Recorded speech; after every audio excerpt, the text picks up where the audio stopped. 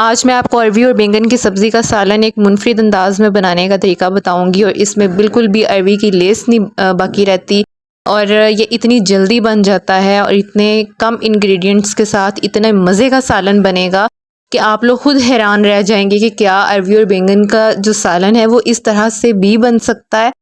تو اس میں اور سب سے بڑی بات کہ اس میں آپ کو فرائی کرنے کی اور بہت زیادہ گھی اور آئل یوز کرنے کی بھی ضرورت نہیں پڑے گی۔ آدھا کلو بیگن، آدھا کلو اروی لی ہے، اروی کو چھیل کے کٹ کیا ہے، کٹ کرنے کے بعد اس کو نمک لگا کے آدھے گھنٹے کے لیے آپ نے رکھنا ہے، اور پھر اس کو واش کرنا ہے۔ ذرا بھی اس کے اندر لیس نہیں آئے گی، بالکل ختم ہو جائے گی اگر آپ اس طریقے سے اروی کو واش کریں گے۔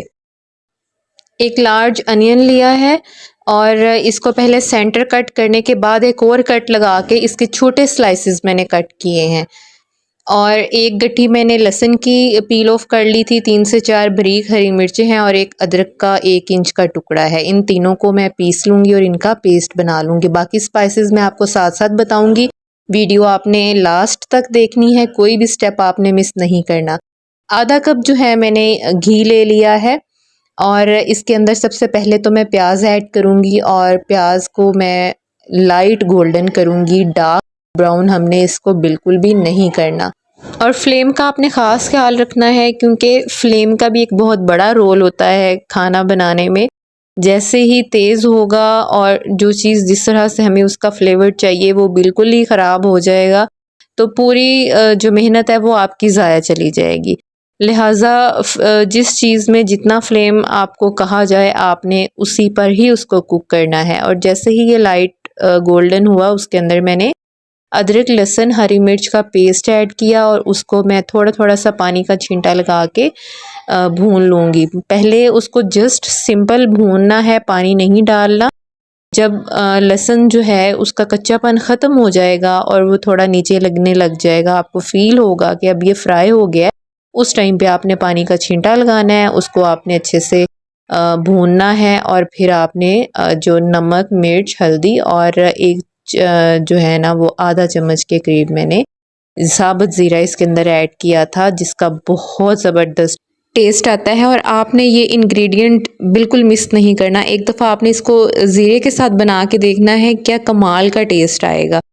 اور جو نمک، مرچ اور ہلدی ہے، ہلدی میں نے 1/4 ٹی اسپون لیا ہے، نمک اور مرچ میں نے 1/2 ٹی اسپون لی ہے۔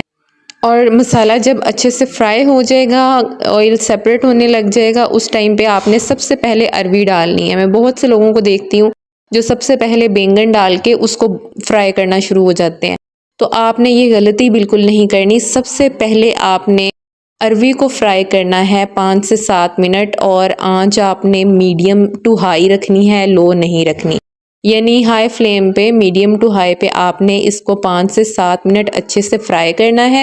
اور اس کے علاوہ سیپریٹ سے آپ کو فرائی کرنے کی کبھی بھی ضرورت نہیں پڑے گی۔ ایک تو آپ نے واش اس طریقے سے کرنا ہے جیسے میں نے آپ کو بتا دیا، دوسرا آپ نے سب سے پہلے اروی کو مسالے کے اندر ڈال کے فرائی کرنا ہے، بیگن ایڈ نہیں کرنے، بیگن ہم نے بعد میں ایڈ کرنے ہیں۔ یہاں مجھے اس کو فرائی کرتے 5 سے 7 منٹ ہو گئے تھے، تو اس کے بعد میں نے اس کے اندر بیگن ایڈ کیے ہیں۔ اب اس ٹائم اس کے اندر آپ نے پانی بھی نہیں ڈالنا، اس کو آپ نے اچھے سے مکس کرنا ہے، اسی طرح سے اس کو دم پہ پکنے رکھ دینا ہے۔ جو اس کا اٹ سیلف ایک اپنا پانی ہوتا ہے، پہلے وہ ڈرائی کرنا ہے، اس کے بعد آپ نے اس کے اندر پانی ڈالنا ہے اس کو گلانے کے لیے۔ تو سیم میں نے بھی اسی طرح سے کیا تھا کہ پہلے اس کو دم پہ رکھا، اس کا اپنا پانی ڈرائی ہو گیا، اس کے بعد میں نے اس کے اندر آدھا کپ پانی ایڈ کیا تاکہ جو اروی ہے وہ اچھے سے گل جائے۔ تو یہ چھوٹے چھوٹے پوائنٹس ہوتے ہیں، ٹپس ہوتی ہیں، جن کو آپ فالو کریں تو آپ کا سالن، آپ کوئی بھی سمپل سبزی بھی بنا رہے ہیں نا، تو وہ کسی بھی کڑاہی یا گوشت سے کم آپ کو نہیں لگے گی۔ بس کوکنگ کی کچھ ٹیکنیکس ہوتی ہیں جن کو آپ کو فالو کرنا پڑتا ہے۔ تو یہ دیکھیں کہ یہ اچھے سے گل چکا ہے، اور بالکل وہی اس کی ابھی لک آ گئی ہے جس طرح سے مجھے چاہیے۔ اس کو میں نے اسٹوو سے اتار لیا ہے، اور یہ دیکھیں کہ اس کو میں نے ڈش آؤٹ کیا ہے۔